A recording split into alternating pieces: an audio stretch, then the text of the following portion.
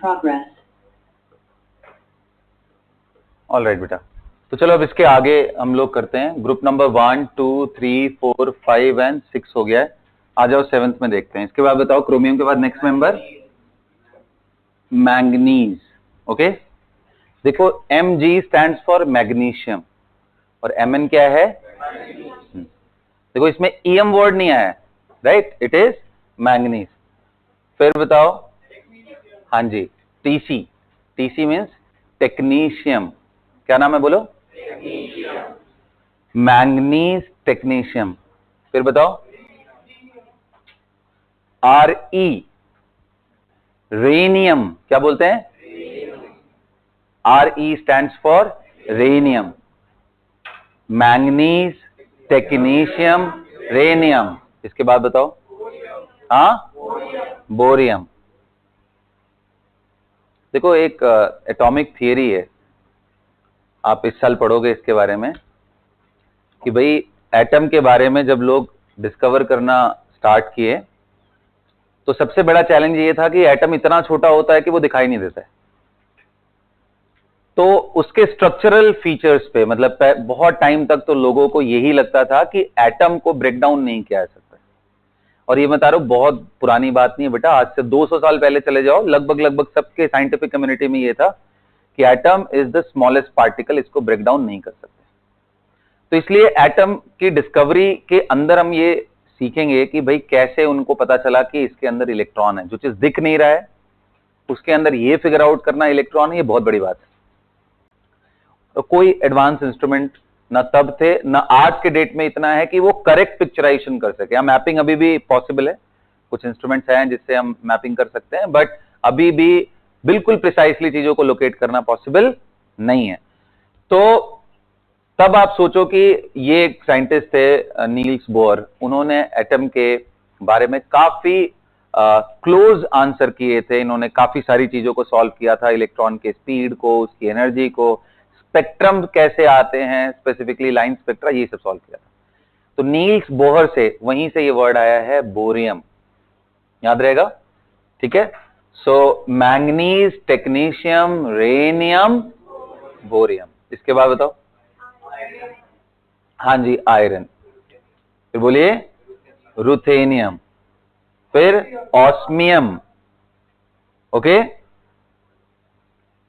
HS, hassium, HS is hassium. HF क्या था? Hafnium. ये क्या है? हैशियम, हाफनियम एंड हैशियम, याद रहेगा। बोलिए, चलो बताओ इसको।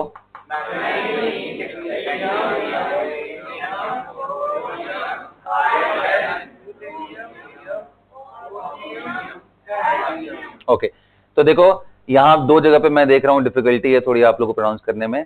Manganese is okay, technetium is also okay, rhenium, okay, this is rhenium and this one is bohrium, okay. ये आयरन है बेटा, ये रुथेनियम है। ये देखो RU रुथेनियम और RE rhenium. Getting my point? बोलो RU।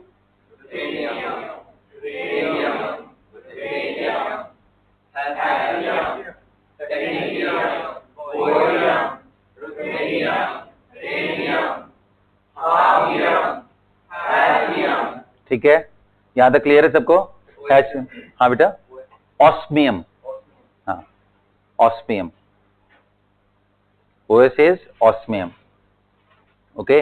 Iron, ruthenium, osmium, hassium. Iron के बाद बेटा अगला चलते हैं, देखो scandium, titanium, vanadium, chromium, manganese, iron, cobalt, okay. Cobalt के नीचे RH, इसको क्या बोलते हैं? रोडियम। क्या बोलते हैं? रोडियम। H का थोड़ा सा प्रोनाउंसिएशन करना है, right, rhodium, RH, rhodium, okay, rhodium. Cobalt, rhodium, iridium, IR stands for iridium. Cobalt, rhodium, iridium. हाँ बताइए, इसको कौन प्रोनाउंस करेगा? मैटनेरियम। क्या नाम है इसका? ये थोड़ा सा है, मैटनीरियम, हाँ मैटनीरियम। चलो बताओ इसको, कोबाल्ट, रोडियम, इरिडियम, मैटनीरियम, मैटनीरियम याद रहेगा, कोबाल्ट, रोडियम, इरिडियम, मैटनीरियम। चलो वापस करते हैं इसको, rhenium, osmium, iridium, bohrium, hassium, meitnerium, meitnerium, meitnerium. Okay चलो, cobalt, rhodium, iridium, meitnerium, cobalt, rhodium, iridium, meitnerium, iron, ruthenium, ruthenium, iron, ruthenium, osmium, hassium. चलो अब ये देखो तीनों आर से हैं और बड़ा हल्का हल्का सा डिफरेंस है इनमें। R E rhenium, R U ruthenium, R H rhodium. ठीक है चलो बोलो तो इसको,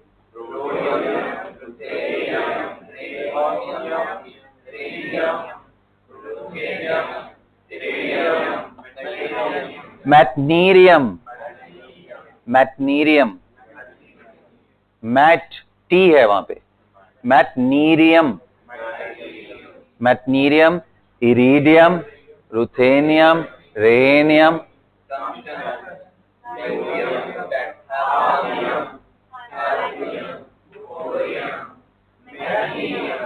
ठीक है गुड।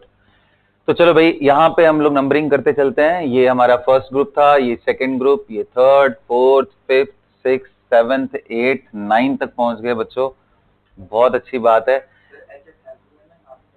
हाँ कैसे भी कर लो यार, हाफ नहीं हम बोलते हैं वैसे चलेगा। देखो थोड़े बहुत स्लैंग का डिफरेंस तो यूके एंड अमेरिकन एक्सेंट में भी आ जाता है, तो अपना तो इंडियन लगा के हक बनता है बोलने का, कोई टेंशन नहीं है ना। उतना उनको याद कर रहे हैं, इतनी रिस्पेक्ट काफी नहीं है, इससे ज्यादा क्यों देना है। ठीक है चलो, कोबाल्ट, रोडियम, इरिडियम, यहां तक सबको क्लियर है? अक्षय क्लियर है यहां तक? चलो फिर उसके बाद निकल, क्या है ये? निकल, निकल के बाद हाँ हाँ पीडी, पैलेडियम। कौन सा मेटल है बेटा ये? पैलेडियम। निकल, पैलेडियम, फिर प्लैटिनम।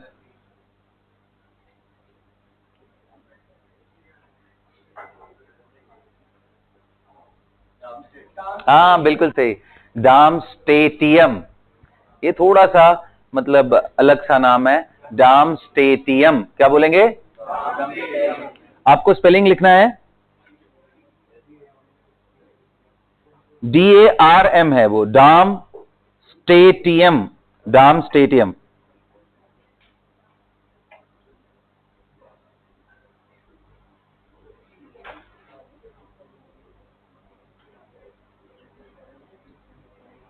DARMSTATIUM, डार्मस्टेटियम। ओके और उसके पहले वाला था मैटनेरियम का, MEITNERIUM, मैटनेरियम, मैटनेरियम। हाँ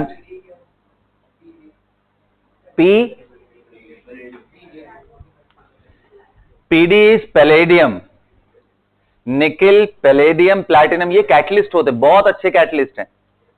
ऐसे कई सारे रिएक्शंस जो ऑर्डिनरी टेम्परेचर पे बिल्कुल नहीं होते हैं, उनके लिए बहुत हाई टेम्परेचर चाहिए, 1200 1300 डिग्री सेल्सियस। ऐसे कई रिएक्शन है जिनको इतना हाई टेम्परेचर चाहिए तो होते हैं, तो उनमें ये कैटलिस्ट ऐड करने से उनका टेम्परेचर जहां पे 1000 1200 चाहिए, उसके बजाय वो 400 500 पे भी पॉसिबल हो पाता है। तो ये बड़ा एक्सीलेंट ग्रुप है ये, निकल, पैलेडियम, प्लैटिनम, ये सभी बहुत अच्छे, ये तीनों के तीनों बहुत अच्छे कैटलिस्ट हैं, राइट। और ये क्या है? डार्मस्टेटियम, डार्मस्टेटियम, डार्मस्टेटियम। चलिए बेटा हमने 10 तक पूरा अभी पहले फिक्स करना है, उसके बाद में 11 12, चलो 11 12 भी खत्म ही कर देते हैं, क्यों इतना वेट करना, क्या बोलते हो तुम? कर लेते हैं ना, चलो ठीक है। निकल बोलो जल्दी, निकल, अरे यार कॉपर नहीं, इसको बोलो,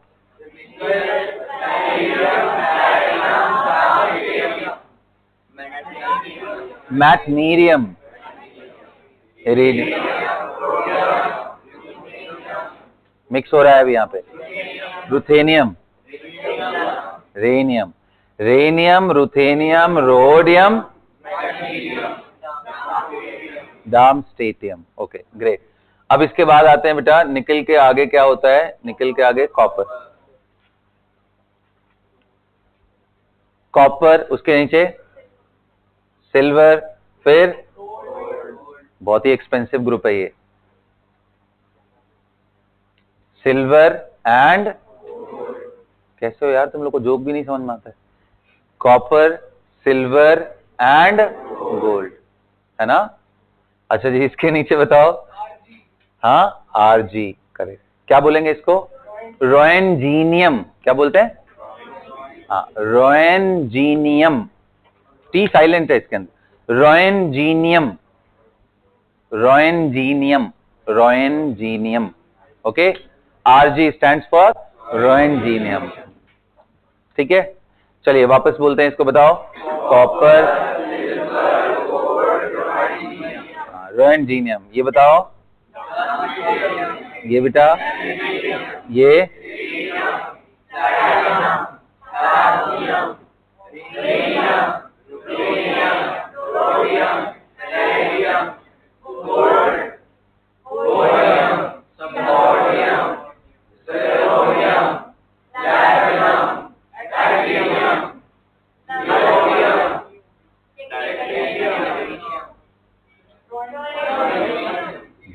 रोएनजीनियम, क्या है, रोएनजीनियम।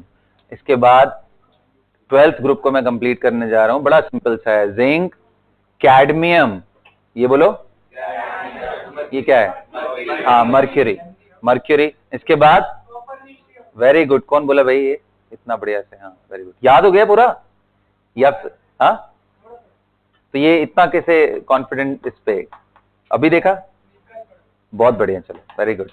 जिंक, कैडमियम, मर्क्यूरी, कॉपरनीशियम, देखो ये कॉपर था, नीशियम ऐड कर दो, कॉपरनीशियम, ओके, कॉपरनीशियम। चलो अब इसमें एक थोड़ी कुछ और बातें ऐड करता हूं। देखो अगर आप देखोगे तो हाइड्रोजन के अंदर H वर्ड है, मतलब H लेटर है, इससे समझ में भी आता है इसको ये लिखा। लिथियम के अंदर Li है, समझ में भी आता है कि यहाँ पे कैसे आया। इसके नीचे नाम है इसका सोडियम, बट लिखा है नहीं है, कोई सिंक नहीं बनता है ना। तो actually it is derived from the Latin name. Latin name क्या होता है इसका, हाँ नेट्रियम, NATRIUM, नेट्रियम इसका लैटिन नेम है। वहां पे आप देखो नेट्रियम में Na आया है, बट इसको हम लोग पॉपुलरली किस नाम से जानते हैं, सोडियम। तो बेटा जहां पे भी इस तरह का जो इनिशियल्स नहीं है वर्ड के अंदर और उससे मैच नहीं कर रहे चीजें, इसका मतलब वो कहीं ना कहीं लैटिन नेम से डिराइव्ड है। तो सोडियम क्या नाम है भाई इसका, नेट्रियम, हाँ जी केलियम। पोटेशियम बोलते हैं ना ये केलियम, उसके नीचे देखो rubidium, caesium, francium, beryllium, magnesium, calcium, strontium, barium, radium, everything is okay. Scandium, yttrium, lanthanum, titanium, zirconium, hafnium, rutherford, vanadium, niobium, tantalum, dubnium, chromium, molybdenum, आ गया ना अलग से। टंगस्टन, बट लिखा क्या है, W, कहीं टी है ही नहीं इसमें, है ना, बोलो anyone who knows it. W कहां से डिराइव्ड है, वुल्फ्राम, क्या बोलते हैं, वुल्फ्राम से आया ये W, ओके, वुल्फ्राम से आया हुआ क्या, W, लिख लोगे अपने से, ये लैटिन है।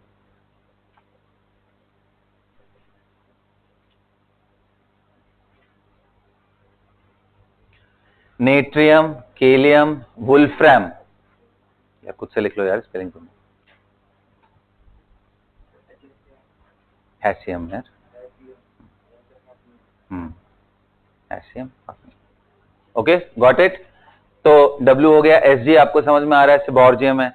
मैंगनीज, टेक्नीशियम, रेनियम, बोरियम, आ गया ना Fe। Fe किससे डिराइव्ड है? हाँ, फेरस नहीं, ferrum. Ferrous is the name of the oxide, ferrous is the name of oxide, FeO को बोलते हैं फेरस, फेरस ऑक्साइड होता है ना, तो फेरम है इसका नाम। क्या है? फेरम। ओके, वुल्फ्रैम, फेरम, यहां तक हो गया। और आगे बढ़ते हैं। Ruthenium, osmium, hassium, cobalt, rhodium, iridium, meitnerium, nickel, palladium, platinum, डार्मस्ट्रेटियम, copper. देखो, अब Ag एंड Au दोनों में इसमें सिल्वर है, तो ऐसा ही तो कहीं नहीं लिखा हुआ है, ऐसा ही बल्कि सिलिकॉन का होता है ना, तो Ag हो गया और फिर Au, ये दोनों ही अलग अलग। बताइए भाई। हाँ, अर्जेंटम, अर्जेंटम एंड ऑरम, इसको क्या बोलते हैं? ये क्या है? Argentum, ferrum, wolfram. Okay, WFeAgAu, aurum. Okay, got it. Roentgenium, zinc, cadmium, mercury बोल रहे हैं, Hg है, क्या है इसका नाम? हाइड्राजीरम, क्या बोलते हैं? हाइड्राजीरम, हाइड्राजीरम, Hg। कहां से आया बेटा ये? हाइड्राजीरम से।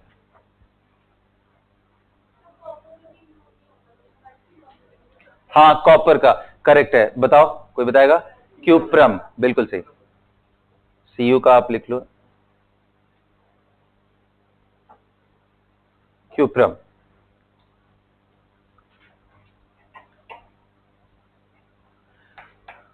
कॉपरनेशियम, यहां तक सेट है? बोलो।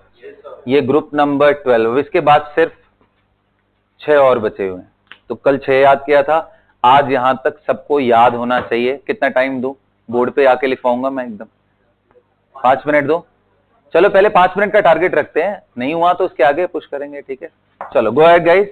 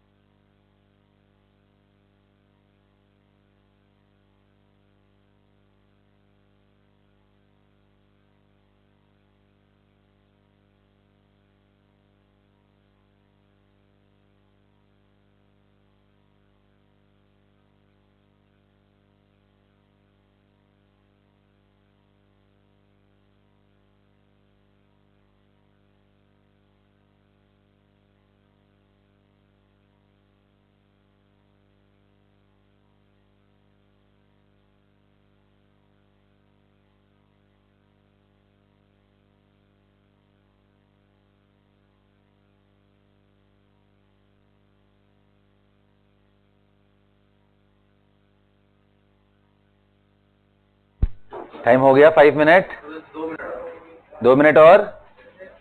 चलो एक बारी थोड़ा सा क्विकली रिकैप कर लेते हैं कि नाम कितना स्टेबल है, उसके बाद फिर मैं टाइम देता हूं। बताओ इसको क्या बोलते हैं?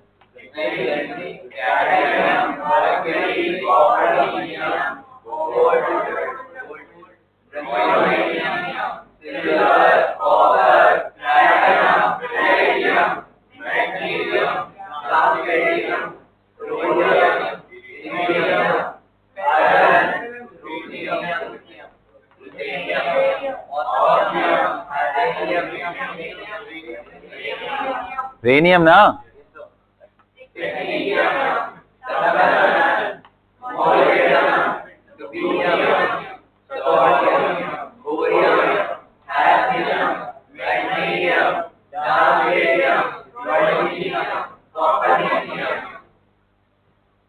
चलो कितना मिनट दे दूं आपको? 2 मिनट, चलो ठीक है, पूरा एकदम। जब लगे आपको याद हो गया है तो मॉक प्रैक्टिस के लिए आप एक फ्रेश पेज पे उसको खुद से लिखो, पूरी चीजें अपने से। हाँ, खुद से लिखो पूरा 1 से लेके 12 तक, 1 से लेके 12 तक पूरा अपने से लिखो। खुद आइडिया लगेगा कहां तुम भूल रहे हो।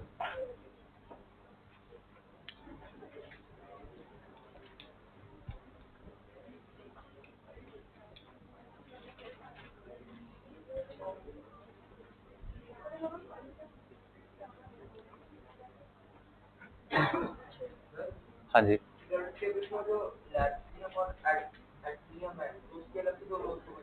हाँ करेंगे डिस्कस, इसको करेंगे, ये कोर पार्ट है उसका, पीरियोडिक क्लासिफिकेशन का पार्ट।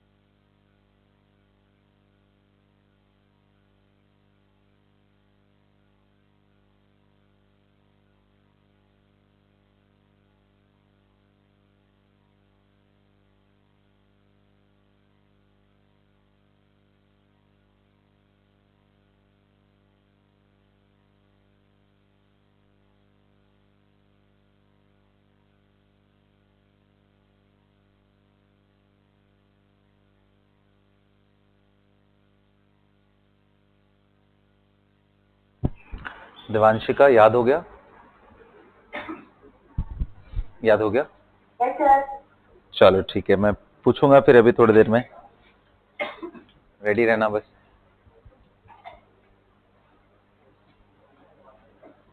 भव्या, डन?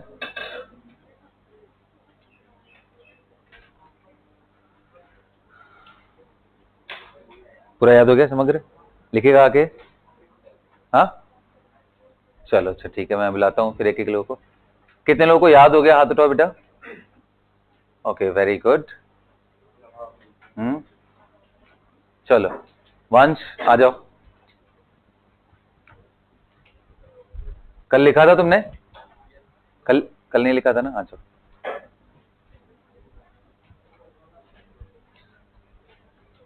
अभी मैं लैटिन नेम भी पूछूंगा बेटा, जितने भी बताए हैं ना वो भी याद करने, बिल्कुल याद करने। Anything related to periodic table. थोड़ा फॉन्ट साइज बड़ा करके लिखना, बहुत स्पेस है पूरा ना।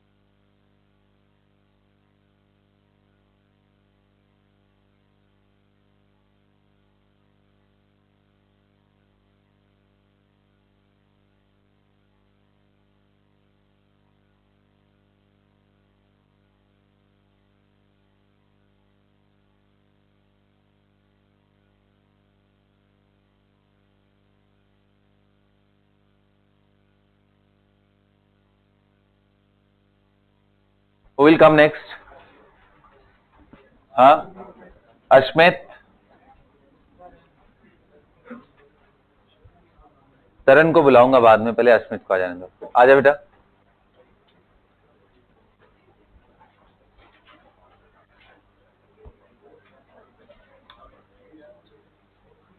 नाम याद हो गए? ट्राई करना, तो थोड़ा बड़ा बड़ा लिखना ना। हाँ बिल्कुल सही, हाइड्रोजन, वेरी गुड।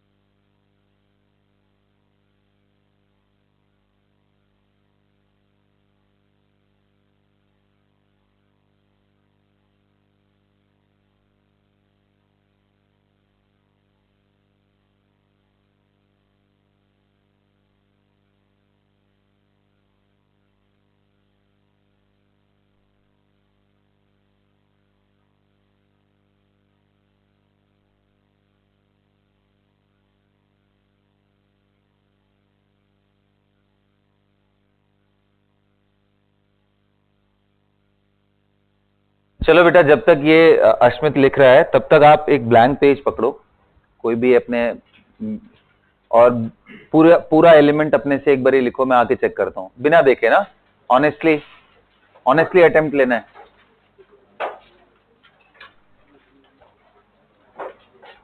सभी लोग लिखो तो, एंड फिर मिलाएंगे कितने मिस्टेक आपके उसके अंदर हुए हैं, कितने करेक्ट है।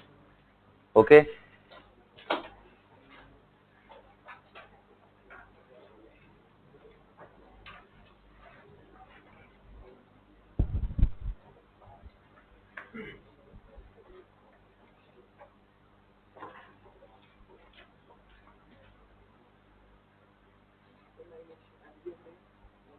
एमएन, एमजी देखो पहले आ गया है। हाँ, मैग्नीशियम पहले आया तो वहां मैंगनीज होता है। तो ये हो गया MnTC। ये कहाँ लिखा है? देखो, स्कैंडियम, यूट्रियम, लैंथेनियम, वेनेडियम, नियोबियम, ठीक है। यहाँ क्रोमियम है, Cr, और ये MO है मॉलिक्यूल। हाँ बिल्कुल सही चल रहा है अभी। मैंगनीज, टेक्नीशियम, रेनियम, फिर बताओ। नहीं, हैशियम, HS, हैशियम।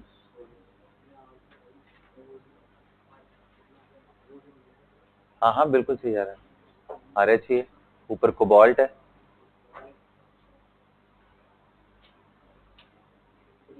हाँ वेरी गुड।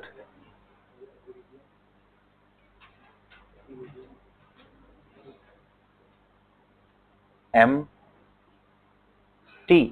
मैथनीरियम।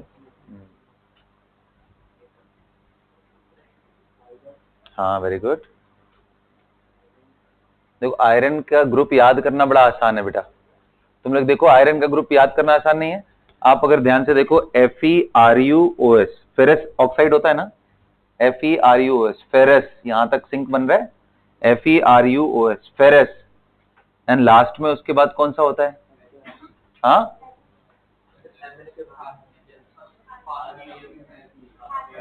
HCM, रुक जाओ,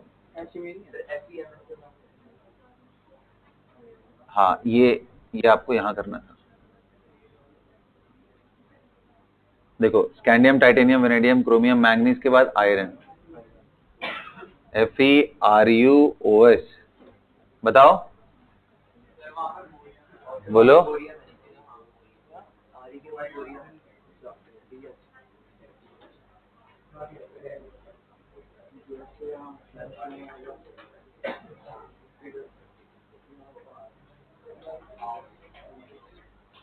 हाँ कोबाल्ट वाला करो, CORHIR,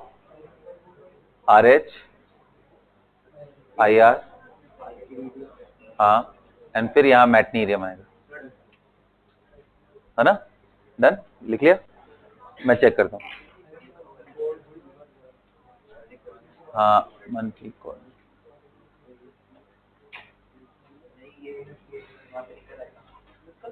हाँ निकल, निकल वाला ग्रुप है, कॉपर लास्ट, सेकंड लास्ट है। हाँ दिखाओ भाई, जिन्होंने लिख लिया एक बार दिखाओ सब।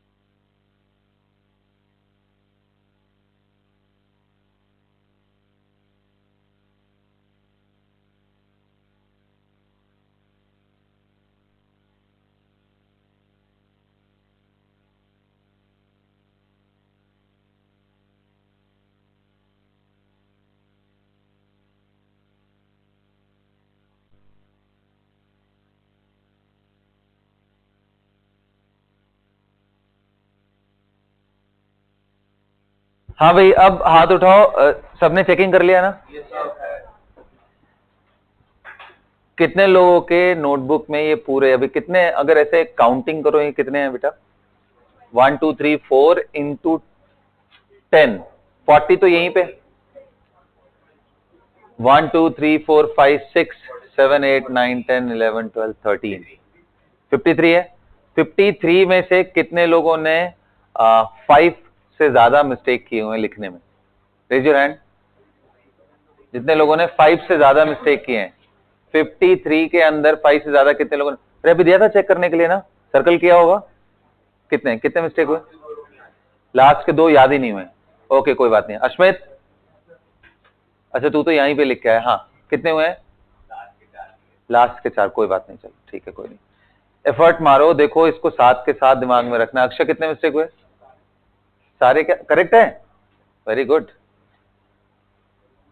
कितने लोगों का मिस्टेक बिल्कुल भी नहीं है? एक भी नहीं है, सिंगल मिस्टेक भी नहीं है। बहुत बढ़िया, क्या बात है, वेरी गुड। चलो देखो, तो अभी तक पूरे 10 याद हो गए। देवांशिका, तुमने अटेम्प्ट किया खुद से, लिखा कितने मिस्टेक हुए इस बारी? नहीं, अभी नहीं हुए। काफी दिन से अटेम्प्ट कर रही थी, पिछले तो काफी मिस्टेक होती गई, पर अभी नहीं हुए। चलो वेरी गुड, कोई नहीं, बहुत बढ़िया। तो भाई देखो, आपको अब मैं ना थोड़ा सा और इनके नॉमेनक्लेचर के बारे में भी थोड़ा समझाता हूं। देखो बेटा, ये ग्रुप नंबर एक तो प्लेन नंबरिंग करते हैं, 1 2 3 4 ऐसे करके यहां तक आओगे तो ग्रुप नंबर 12 तक पहुंच जाएंगे, है ना? ये इनका ग्रुपिंग है। देखो, इस एलिमेंट H को अगर मैं छोड़ दूं तो बाकी ग्रुप ऑफ एलिमेंट्स को एल्केली मेटल बोलते हैं। क्या बोलते हैं? Alkali metals.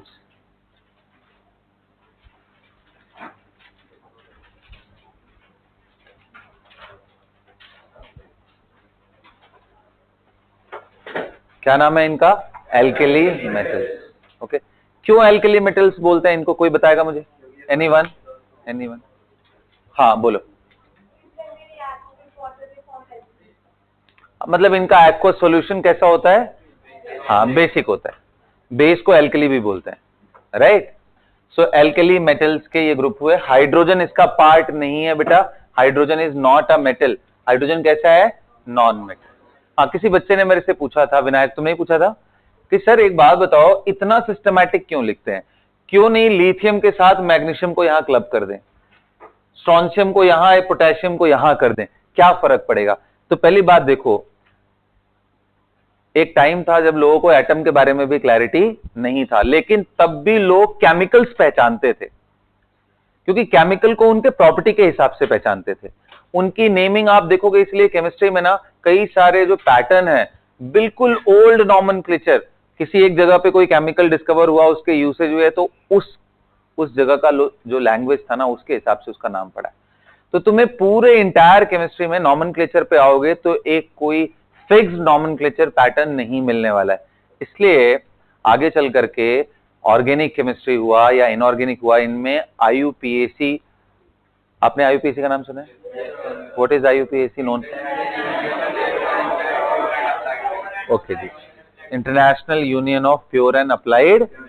तो बेसिकली एक तरह से आप कह लो कि अक्रॉस कंट्रीज साइंटिफिक कम्युनिटी का एक ग्रुप है जो ये नॉमेनक्लेचर पैटर्न डिसाइड करते हैं, ताकि एक पर्टिकुलर चीज का नाम अक्रॉस वर्ल्ड एक ही रहे।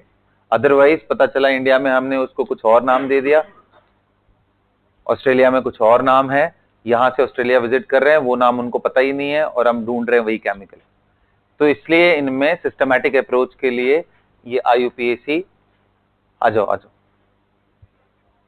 दे दें। तो आईयूपीएसी का बेसिकली आप कह सकते हो कि आईयूपीएसी एसोसिएशन बनाया गया और वो सेट ऑफ रूल्स देते हैं। तो नॉमेनक्लेचर भी हम लोग पढ़ेंगे, राइट? तो ये एल्कली मेटल्स हैं। हाँ जी, ये सेकेंड ग्रुप में बेरिलियम को छोड़ करके बाकी सभी को, सिर्फ बेरिलियम को छोड़ के क्या बोलते हैं? हाँ, एल्केलाइन अर्थ मेटल। जो इनके ऑक्साइड होते हैं, calcium oxide, magnesium oxide, strontium oxide, barium and radium oxide, ये सब भी बेटा अल्कलाइन ही होते हैं, इसका मतलब भी बेसिक होता है। They form basic oxide. In oxide को जब आप पानी में डालते हो तो बेस बनता है। तो ये क्या है? Alkaline earth metal. तो इनके भी ऑक्साइड बेसिक है, इनको तो मेटल को भी डालो। किनको? अर्थ क्रस्ट में इनका अबंडेंस अच्छा खासा है। ठीक है। सो बेरिलियम, अच्छा बेरिलियम को एक्सक्लूड क्यों करते हैं? क्योंकि बेरिलियम का जो ऑक्साइड है पूरे एस ब्लॉक में, अच्छा मैं ब्लॉक भी समझा देता हूं, ये जो फर्स्ट टू ग्रुप है ना बेटा, इनको बोलते हैं एस ब्लॉक। क्या बोलते हैं? और इसके बाद जो आपने यहां से यहां 10 पढ़ा है ना, इसको बोलते हैं डी ब्लॉक। अच्छा जी, अच्छा मेरी बात समझना, ये D block, S block, T block, ये नाम कैसे पड़ा? जब हम इलेक्ट्रॉनिक कॉन्फ़िगरेशन करेंगे एटम्स के तो पता चलेगा कि जो लास्ट इलेक्ट्रॉन है, जो फिलिंग ऑर्बिटल है, उसके हिसाब से इनके ये ब्लॉक्स बनते हैं। यानी इनके आखिरी इलेक्ट्रॉन किस ऑर्बिटल में गए होंगे? एस। अभी ये टेंशन मत लेना ये एस ऑर्बिटल क्या होता है, पी ऑर्बिटल, ये सब कुछ पढ़ना है, तो बस मैं तुम्हें थोड़ा सा एडिशनल नॉलेज अभी से दे रहा हूं। ठीक है। These two members S block, उसके अंदर हमारे पास एक एल्कली मेटल का ग्रुप है और एक alkaline. Hydrogen is a non metal, उसको बाहर निकाल देते तो बाकी एल्कली मेटल। इसमें बेरिलियम को बाहर निकाल देते हैं, बाकी सब एल्कलाइन अर्थ मेटल। बेरिलियम को क्यों बाहर निकालते हैं? क्योंकि बेरिलियम का ऑक्साइड एम्फोटेरिक होता है। कैसा होता है? हाँ जी, एम्फोटेरिक का मतलब क्या होता है जी? बिल्कुल सही, ऐसी चीजें जो एसिड से भी रिएक्ट करें और बेस से भी रिएक्ट करें। देखो ये दो जनरल प्रॉपर्टी हैं कि भाई कोई एसिड हो सकता है ऑक्साइड में या कोई बेस हो सकता है, ये बिल्कुल बीच वाला काम करते हैं। ये एसिड से भी रिएक्ट कर जाते हैं और बेस से भी, तो डिपेंड करता है कौन सामने है उसके हिसाब से। तो इसलिए इनको हम बाहर निकाल दिए हैं, बेरिलियम को साइड में कर दिया है। Got it? इसके बाद ये ग्रुप नंबर 3 है, ऐसा कोई स्पेसिफिक नाम नहीं है। 4 5 6 7 8 9 10, 10 के बाद 11, ये देखो कॉइनेज मेटल्स बोले जाते हैं। कॉइनेज, पहले जो अभी के टाइम पे जो आपके पास कॉइन्स आते हैं, जो सिक्के होते हैं आपके पास, राइट, वो सब के अंदर आप देखो तो बहुत ज्यादा परसेंटेज स्टील वगैरह का है। बट अगर आप पुराने जमाने में चले जाओ, 50 100 साल 200 साल पहले, जब आई मीन इस तरह से ऑर्गेनाइज्ड डेमोक्रेसी नहीं थी अक्रॉस ग्लोब में बता रहा हूं, तो ऐसे केस में जो कॉइन्स बनते थे मोस्टली गोल्ड के, कॉपर के एंड सिल्वर के, इनके कॉइन्स होते थे बेटा। तो कॉइनेज मेटल्स है पूरा ग्रुप। ओके, ये मैंने आपको बताया, ये specifically known for its catalytic property, निकल, पैलेडियम, प्लैटिनम। जिंक आपको मालूम है हमारे घरों में बहुत यूज होता है, जिंक के कंटेनर्स है, right. Cadmium, mercury is very dangerous, very dangerous, toxic है ये। ऐसे तो टॉक्सिसिटी में बहुत सारे एलिमेंट्स है, we don't need them, but हाँ मर्क्यूरी बहुत ज्यादा है। और खास बात क्या है कि जितने भी मेटल नोन है उन सभी मेटल्स में ये कैसा है, लिक्विड। कोई बता सकता है कि मर्क्यूरी के अलावा और कौन से ऐसे मेटल हैं जो रूम टेम्परेचर या उसके आसपास? गैलियम, ये गैलियम तो ऐसे देखोगे सॉलिड है, बट जैसे ही अपने हाथ पे रखोगे तुरंत वो पिघल जाएगा, राइट। उसका मेल्टिंग पॉइंट 36 से नीचे होता है, अगर मुझे करेक्ट याद है तो वो 30 या 31 के आसपास होता है, राइट, 31 डिग्री से। और हमारा बॉडी टेम्परेचर कितना होता है? 36 37 के आसपास, है ना। अच्छा जी, यहां पे सीजियम भी उस लिस्ट में ऐड कर लेना। सीजियम का भी मेल्टिंग पॉइंट 30 से 35 के ही बीच में आपको देखने को मिलेगा, इसके आसपास ये भी होता है। तो ये कुछ ऐसे मेटल्स हैं जो लिक्विड स्टेट में बहुत जल्दी कन्वर्ट हो जाते हैं या ऑलरेडी होते हैं, जैसे वो मर्क्यूरी था एक, दूसरा आपने बताया कौन सा, गैलियम, एंड तीसरा कौन सा, सीजियम। हाँ गैलियम, हाँ जी, Ga आएगा भी, नेक्स्ट मेंबर वही है। Got it? हाँ। अच्छा, ये वर्टिकल कॉलम को क्या बोलते हैं? ग्रुप। एंड हॉरिजॉन्टल रोज को पीरियड। फर्स्ट पीरियड एलिमेंट में कितने हैं भाई? एक हाइड्रोजन और दूसरा इधर मिलेगा तुमको, हीलियम। सेकेंड पीरियड में देखो लिथियम, बेरिलियम, अभी आगे का मैंने कराया नहीं है, 6 और ऐड कर लो, कितने हो जाएंगे? 8 मेंबर्स। फिर थर्ड पीरियड, उसमें भी 8 है। फोर्थ में आओगे, इधर देखो 6 मैंने ऐड नहीं किया बेटा ना, वो आओगे कितने हैं 18। तो ये हमारा इसमें 2 था, इसमें 8 है, इसमें 8 था, इसमें 18 एंड फिर इसमें 18 रुबीडियम। एंड अगर तुम लोगों ने ये सही लिखा है तो इसके सामने ऐसे करके जाएगा एंड फिर लास्ट में 6 और ऐड हो जाएंगे। लेकिन इंटरेस्टिंगली ये और लास्ट का ये जो दोनों है बेटा 32 कहोगे ये कैसे पॉसिबल है सर, यहां तक तो सेम ही है, इसके आगे 6 और ऐड होना है। हाँ जी, तो उसका बिल्कुल सही आंसर है कि सर इसके बाद ना आप हमेशा पीरियोडिक टेबल को देखो तो सीरियम से स्टार्ट होके सीरियम, प्राजियोडिमियम, नियोडिमियम, प्रोमिथियम, समैरियम, ऐसे करते करते करते करते यहां ल्यूटेशियम, ये टोटल 14 मेंबर्स हैं। ये 14 18 में ऐड कर दोगे तो 32 हो जाएंगे। और ये बिल्कुल यहीं पे है, बड़ा इंटरेस्टिंग है, ये पूछा भी जाता है कि भाई लैंथेनम के बाद नेक्स्ट मेंबर कौन है। तो देखो अगर आप ग्रुप वाइज बात करोगे तो लैंथेनम के बाद अगले ग्रुप में इसके सामने हाफनियम ही पड़ेगा। लेकिन अगर इसी सेम ग्रुप में बात करोगे तो लैंथेनम के बाद बेटा सीरियम आता है, फिर praseodymium, neodymium, promethium, samarium and so on ऐसे जाता है, right.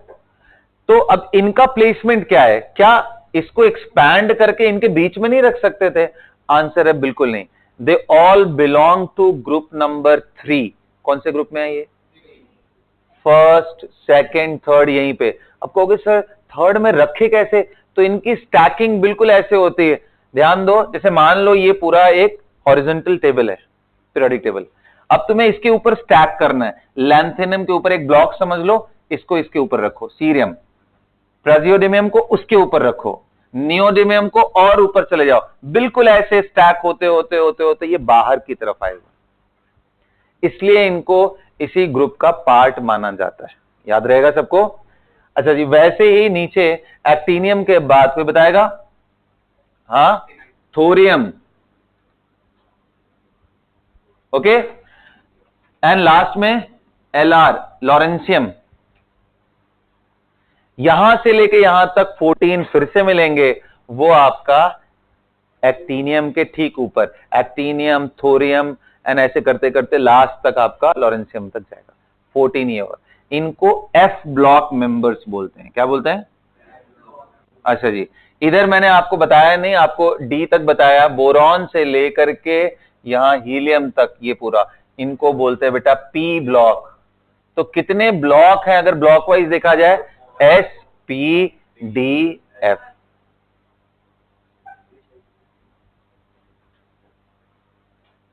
Right. S, P, D, F, there are 4 blocks in the modern periodic table. तो मैं बता रहा था कि देखो भाई, जब इतने एलिमेंट्स नोन नहीं थे, धीरे धीरे एक एक की डिस्कवरी हो रही थी, तो लोग पहले एक एक को ना अलग अलग से याद कर लेते थे कि हाँ ठीक है इसकी ऐसी प्रॉपर्टी होगी, तो क्लासिफिकेशन का पार्ट नहीं आया। फिर जैसे जैसे एलिमेंट्स बढ़ने लगे तो कुछ प्रॉपर्टीज लोगों ने देखा कि यार एक जैसा है, जैसे देखा कि भाई NaOH जैसा काम करता है वैसे ही काम मोरलेस पोटेशियम हाइड्रोक्साइड भी करता है, तो कुछ सिमिलैरिटी मिली। और देखा कि भाई ये भी NaOH बना रहा है तो वो भी KOH बना रहा है, वो KOH ट्वाइस नहीं बना रहा है, कुछ सिमिलैरिटी मिली। तो लोगों ने based on similarities in properties group करना शुरू कर दिया। ये तो मैं आपको केमिकल प्रॉपर्टी बता रहा हूं, फिजिकल प्रॉपर्टी में भी सिमिलैरिटी। बहुत सारे डेवलपमेंट के पार्ट हैं, पीरियोडिक टेबल डेवलपमेंट। मेरे ख्याल से 9th या 10th में ये पार्ट था आपके, 10th में था ना? हाँ जी, पीरियोडिक क्लासिफिकेशन। उसमें किस बिहाफ पे, उसमें आपने देखा होगा बहुत सारे साइंटिस्ट एक एक करके इसको, जैसे बहुत अर्ली डेज की बात करो तो डॉबरिनर ट्रायड का नाम सुना होगा आप लोगों ने, ट्रायड, लॉ ऑफ ट्रायड सुना है? हाँ, फिर उसके बाद जो सबसे मॉडर्न नेम्स में से एक आता है वो है मेंडलीव, बोलो।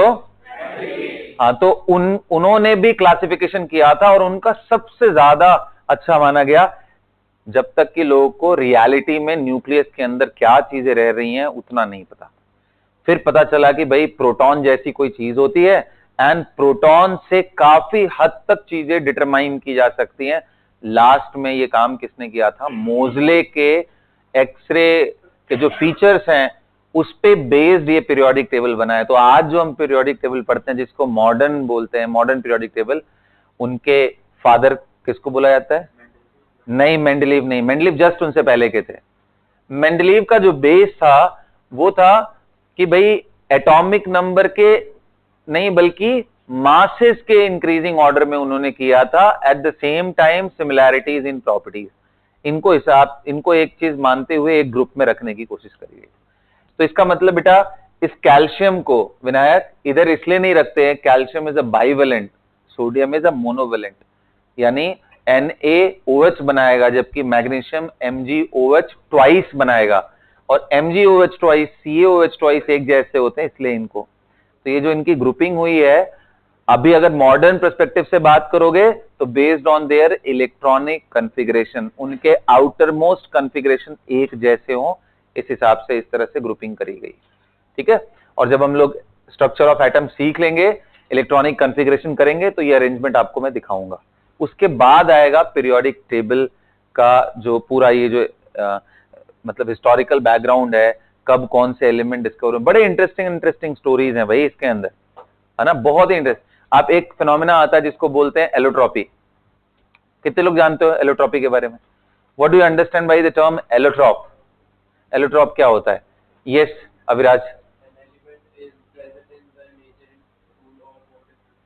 हाँ बिल्कुल सही, एलिमेंट सेम हो बट उसके फॉर्म्स अलग अलग हो, यानी स्ट्रक्चरल फीचर्स अलग अलग हो। उनमें एक बड़ा अच्छा सा नाम आता है डायमंड एंड ग्रेफाइट। नाम सुना है सबने? हाँ, diamond, graphite and Buckminster fullerene, relatively recent discovery, है ना। बकीबॉल लाइक स्ट्रक्चर होता है, C60 उसका एक फॉर्म है, ऐसे बहुत सारे मॉलिक्यूलर। तो देखो डायमंड बहुत ही एक्सपेंसिव है और वो भी कार्बन ही है, और वहीं नॉर्मल कोल जो लेते हो वो भी कार्बन है। फर्क बस इतना है कि कोल एमॉर्फस फॉर्म के जैसा है जबकि डायमंड क्रिस्टलाइन है। ग्रेफाइट जो पेंसिल में यूज करते हैं उसकी जो कंडक्टिंग होता है। तो स्ट्रक्चरल चेंजेस की वजह से इतना बड़ा फर्क इसके अंदर आ जाता है कि एक तरफ कोई एक चीज बिल्कुल अलग तरीके से बिहेव कर रही है, दूसरी चीज बिल्कुल अलग तरीके से बिहेव। एंड हिस्ट्री में जाओगे कि लोगों को पता कैसे चला कि ये भी कार्बन है ये भी कार्बन है, तो उनमें एक बड़े अच्छे साइंटिस्ट का नाम आता है, वो लोगों को समझाने की कोशिश कर रहे थे कि ये दोनों चीजें सेम है, सेम ही एटम है। एंड कैसे मानेगा भाई कोई? एक तरफ डायमंड इतना महंगा, ऊपर से इतना चमकदार है, उसका रिफ्रैक्टिव इंडेक्स इतना बढ़िया है, शाइनिंग सरफेसेस है, उसका गुड कंडक्टर ऑफ हीट होता है, बैड कंडक्टर ऑफ इलेक्ट्रिसिटी है ना। ऑन दी अदर हैंड आप देखो ग्रेफाइट के बारे में, शाइनिंग सिल्वर जैसा उसका, सिल्वर बोल रहा हूं, ग्रे कलर का शाइनिंग सरफेस होता है, स्लिपरी होता है, अगर आप उसको करो तो नॉर्मली आपके हाथ में लग जाएगा अगर आप उसके ऊपर स्किड करो तो ना। लुब्रिकेंट के फॉर्म में यूज होता है at very high temperature, machinery वगैरह के अंदर, क्योंकि उसका मेल्टिंग पॉइंट बहुत ज्यादा है। तो इतना डिफरेंस होने के बाद कोई कैसे बिलीव कर लेगा? सामने से बोलेगा क्या ये पागल हो गया है। तो वो ये बात प्रूव करने के लिए उन्होंने अपने वाइफ का जो नेकलेस था उसमें से डायमंड निकाल के उसको जला दिया। ये ट्रू स्टोरी है। उन्होंने डायमंड निकाल के जला दिया, एंड जलाने के बाद जो गैस कलेक्ट हुई, कौन सी गैस होगी? Carbon dioxide. उसको उन्होंने कलेक्ट किया एंड ग्रेफाइट को भी बर्न करके उससे जो चीज इवॉल्व हुई उसको कलेक्ट किया, एंड फिर उन दोनों की प्रॉपर्टी को टेस्ट करके दिखाया कि दोनों से गैस सेम आ रही है, और मैंने ऑक्सीजन ही यूज किया जलाने के लिए, तो इसका मतलब जो इनिशियल एलिमेंट थे वो सेम थे। तब जाकर के लोगों को मानना पड़ा कि तो भाई अब हम लोग तो ऐसा काम नहीं कर सकते हैं, है ना। तो ऑलरेडी बहुत सारे साइंटिफिक कम्युनिटी में लोगों ने कर रखा है ये सब, ठीक है।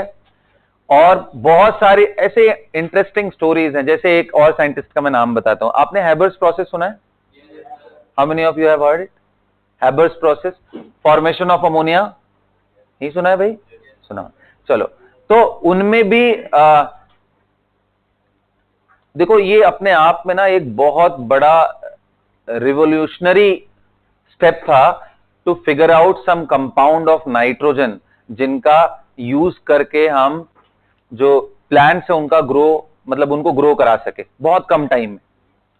ये जितने भी तुम लोग देख रहे हो ना प्रोडक्शन इंडिया के अंदर या अक्रॉस ग्लोब इंक्रीज हो गए ना, जितने भी भाई खाने पीने की चीजें हैं एकदम अबंडेंस में है। एक टाइम था कि वो नहीं, तो नाइट्रोजन फिक्सेशन में बड़ी प्रॉब्लम आती थी, नेचुरल तरीके से बड़ी दिक्कतें होती थी, तो लोगों ने फिर ये कंपाउंड बना, इसके हिसाब से चीजें करी गई। तो भाई इनमें डिबेट किस बात का है कि इनके इस कंट्रीब्यूशन के लिए इनको नोबेल प्राइज मिलने वाला था, लेकिन अक्रॉस ग्लोब इनका बहुत मतलब एक तरह से कह सकते हो कि बहुत ही नेगेटिव पर्सनालिटी के रूप में ट्रीट किया जाता था मिस्टर एबर को, है ना। क्या बनाया था इन्होंने? हाँ बिल्कुल।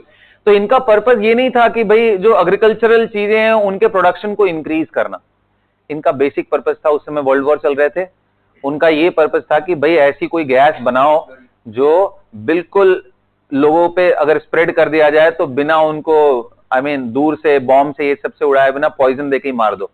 तो उनका इंटेंट बहुत खराब था। वो तो चलो एक्सीडेंटली ऐसी चीजें मिल गई जिसको लेकर के अक्रॉस ग्लोब प्रोडक्शन इंक्रीज हो गए, लेकिन उनका जो अच्छा इतना ही नहीं, उनकी खुद की वाइफ वो भी एक अच्छी केमिस्ट थी, उन्होंने इस बात को अपोज किया कि ये क्या करने जा रहे हो, साइंस का यूज करके हमें ह्यूमैनिटीज को अपलिफ्ट करना है, आप तो उनको मारने के बारे में ही सोचने लग गए। वो नहीं माने and finally she committed suicide.